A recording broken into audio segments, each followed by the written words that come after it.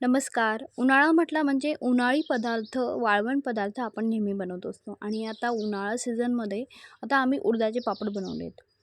अगदी घरच्या पद्धतीने, सोप्या पद्धतीने हे पापड बनवले. चला तर मग सुरुवात करूया आपल्या रेसिपीला.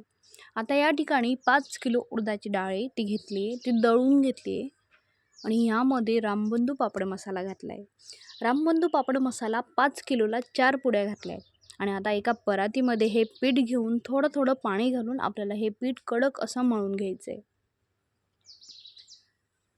पीठ कडक मळल्यानंतर आपल्याला हे पीठ आहे ते कुटायचं आहे. कुटून नरम असं करायचं आहे.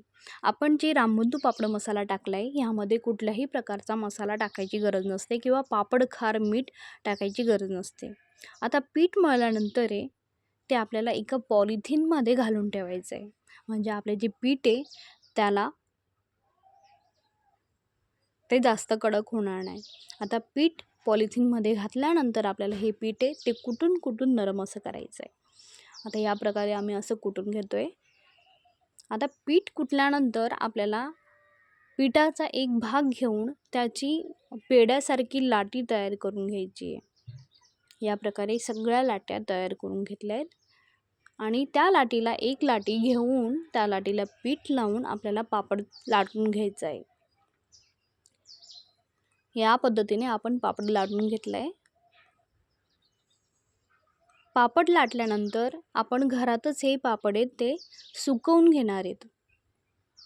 आता घरामध्ये सगळे पापड आहेत ते एका खाटीवर आम्ही पसरून घेतले आहेत. खाटीवर टाकल्याने काय होतं, ते खालच्या साईडने पण त्यांना हवा लागते आणि वरच्या साईडनेही हवा लागते.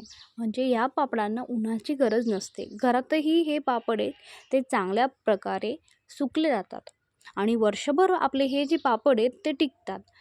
पापड सुकल्यानंतर आपल्याला ह्या पापडांना एका हवाबंद डब्यामध्ये पॅक करून झाकून ठेवायचे. म्हणजे आपले हे पापड आहेत ते वर्षभर आपल्याला पुरतील.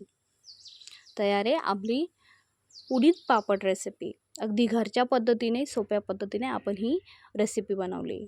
तुम्हाला आवडल्यास नक्की लाईक करा आणि कमेंटमध्ये नक्की सांगा की तुम्हाला कुठला पापड आवडतो. घरगुती पापड किंवा मशीनचा पापड आवडल्यास नक्की लाईक करा, सबस्क्राईब करा.